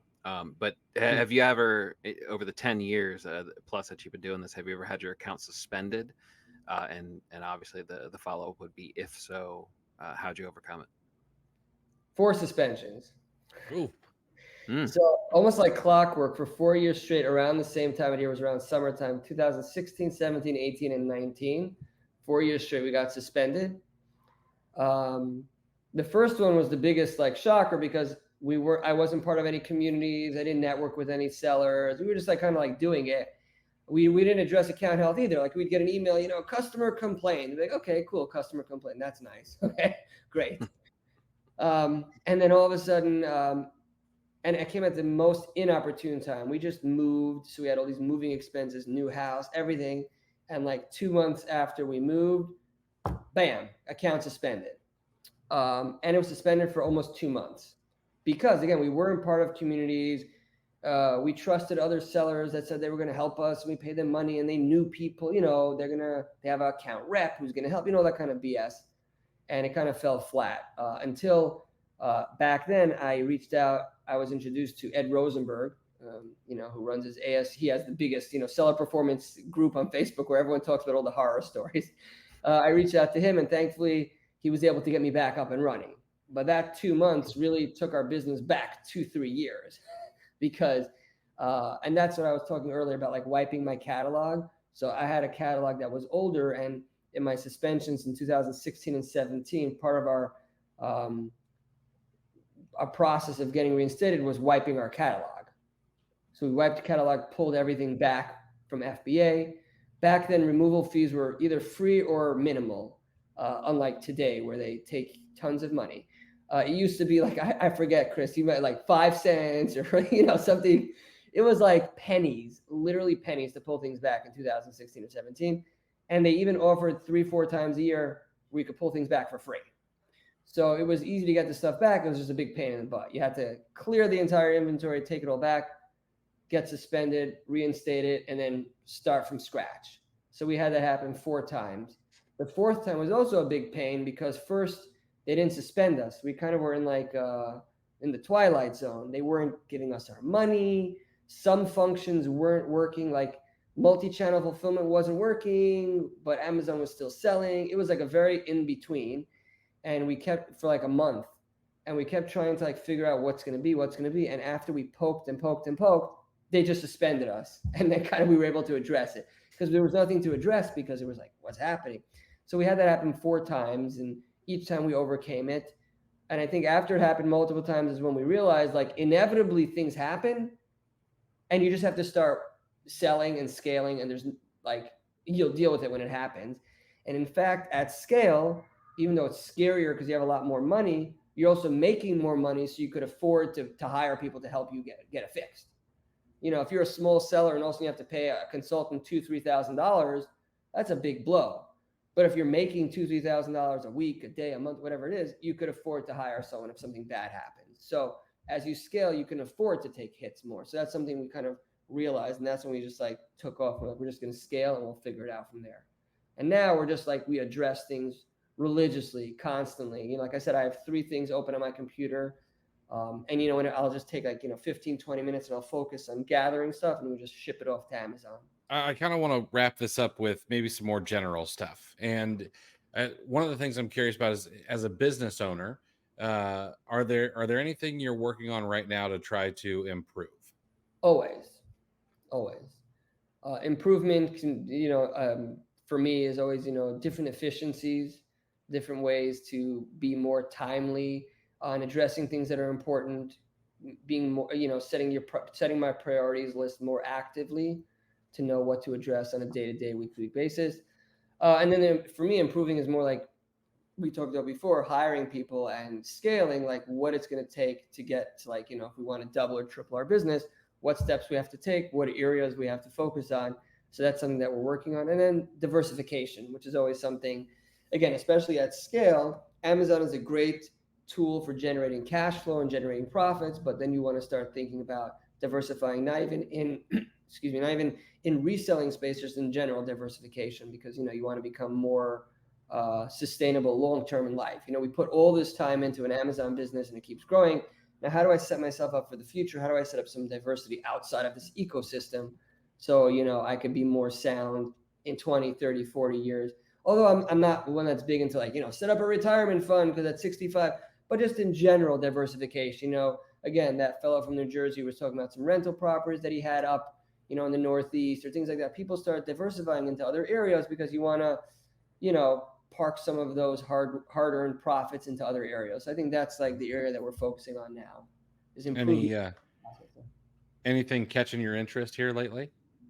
Nothing that I can really speak of that has really formulated enough. There's definitely a lot of things in the back burner or maybe even the front burners, but they're still, in process of trying to figure things out. But definitely that's a top priority this year to work on is, diversifications outside the ecosystem. Nice. It's funny. You mentioned being in this game for as long as you have, 10 plus years. You've mentioned there wasn't Keepo when you started and there weren't these services and there weren't even communities, that we can kind of lean on now, which I think is pretty interesting to the people that say it's getting harder and harder. You kind of, you don't really realize how much easier it's gotten. But what, as you've talked to other sellers and you've gotten involved in the community and you kind of, you do your networking, can you give us a couple common questions that you run into from other people, specifically the people that reach out to you for advice? I think people have a hard time, like we talked about getting 0 to 1 million in class, learning some of the process gets easy. The idea of scaling is generally where people kind of get hung up. And I was hung up on that for years, to be honest. So that's where my personal experience comes in. So I think that's the number one thing is scalability. How is it possible? Especially as a solopreneur, how do you do it? How is it possible for someone to grow your business from selling, $10,000 a month to 100,000 to 200 to 300 to 400? How does that happen? So I think that's a common question, and I think the misconception is that it's impossible versus if you do it and you develop efficiencies in your process, you realize that this in the same amount of time you could do twice as much work. So then it's not really as hard as it seems. I think, and then in arbitrage specifically, there's that notion that it's hard to do arbitrage because everyone cancels orders and all that kind of stuff, all the negative aspects. So it's kind of reassuring people that if you focus on the positive aspects of the business and the input that you have into the business, there's always negative things in everything in life, in business and personal life. Any business you would own would have the same thing. There's always something bad. So we could either focus on the bad or focus on the good. And focus on the good means we acknowledge that there's negative parts to it. We acknowledge that some retailers cancel orders, but you know what? I don't buy there, so I don't really care. They could cancel everyone's order from today till tomorrow. I'm not making any purchases there. Now, if someone is not canceling and they tell me specifically that they don't mind that I make orders, by all means, I'll be ordering there every day. So I focus on where the money's at and where the positive inputs that I can keep putting into my business. So that's where I put my focus, and that's how I'm able to constantly scale and become more efficient, because all the dead weight is constantly getting cut off and pushed aside. I think that Chris and I love books, we love podcasts and blogs. Over the past couple of months, have there been any books or podcasts or blogs that have had a significant impact on you? To be honest, I'm as a child growing up, I used to read a lot of fiction, and then later I read a little bit of nonfiction. I have a lot of books over there, but I don't dabble in any of them, really, simply because the way I structure my time, I don't really have that much time to read. So my knowledge is typically consumed by reading. Like, I read your weekly email, I listen to your guys' podcast. I don't always catch the Wednesday show because it's a live show, and it's like, but I'm the type of guy, I'll be like, I'm listening every week, and every week it's like, I missed the show. So that's always great. So I follow your newsletter, the podcast, reading up in groups. So that's where I get a lot of like you get a lot of snippets. Cause like, let's say if I'm in FBA today and Chris, you're posting some kind of snippet from a book that you read. So I didn't have to read the book. I just got it from you in a quick second. I read the thing. So I get a lot of snippets like that. For inspiration, randomly, I like to listen to a podcast by, let me see what it's called. Of course, my Spotify is not loading. I think it's called "How I Built This" by Guy Raz. Guy Raz, great podcast. Guy Raz. I love it. He what's interesting is, for me, is he interviews a lot of beauty companies. He's big into that, like all these like big beauty companies, like Bobbi Brown, Joe Malone. He interviews all these people that started beauty companies. So that interests me personally sometimes, because like I sell these brands, but I like listening to that because it's a lot of it is a lot of mindset also. Like, you'll talk to people like who started companies in their 30s and 40s that were just like regular people, and how they built these multi-million-dollar businesses, and how they had to overcome all the naysayers and all the obstacles and all the all the labels and misinformation. And we deal with that every day in Amazon. So I like to listen to that for inspiration. And again, like we spoke earlier about translating some of what I hear there into my own business. So I like listening to that. People are going to want to follow you somewhere. They're going to want to, join a group that you have or something like that. Where is the best place for people to go and find out more about you? Honestly, I don't live online much other than like posting stuff. I have an Instagram. Last time I posted it was in 2021 when I was doing some clubhouses, back when that was a thing. So it's my name, Eli Glukowski, on Instagram. I don't really post much there though. But I mean, that's a way, if you want to message me, you get me there. Some people message me on Facebook directly. Other than that, I have my leads and I sell on Amazon, and I don't really spend too much time on social. I follow people on social. I just don't really post. Because again, you know how it is with the consistency. It's like, I know that I'm going to have a hard time being consistent. So I'd rather not be like posting and then like drop off for a month and then post and drop off for a month. Absolutely. Well, if nothing else, people can go to oaleadspro.com and they can join your email list to get any emails you send out. Yeah. So we always like to kind of close out with a quote of the week, and I had a different one. I had a James Clear quote. But we've touched multiple times in this episode about being uncomfortable, about fear. So I went out and I found this quote by Dale Carnegie. Inaction breeds doubt and fear. Action breeds confidence and courage. If you want to conquer fear, do not sit home and think about it. Go out and get busy. And I thought that really fit with several of the things we talked about here. So I love that. Eli, thanks so much for hanging out with us, man. I appreciate you. Thanks for listening in, guys. And make sure to hit like on this podcast just to keep those Section 3s away. And we'll see you in the next episode. Thanks for listening to Clear the Shelf with Chris and Chris. If you enjoyed this episode, please take a screenshot on your phone and share to Facebook, Instagram, or your favorite FBA group, and be sure to tag me and let me know why you liked it and what you'd like to hear more from us in the future. Also, I'd like to give you some free gifts for listening. Head over to rabbittrailchallenge.com and repricerchallenge.com for some free courses to further your business. Thanks for listening.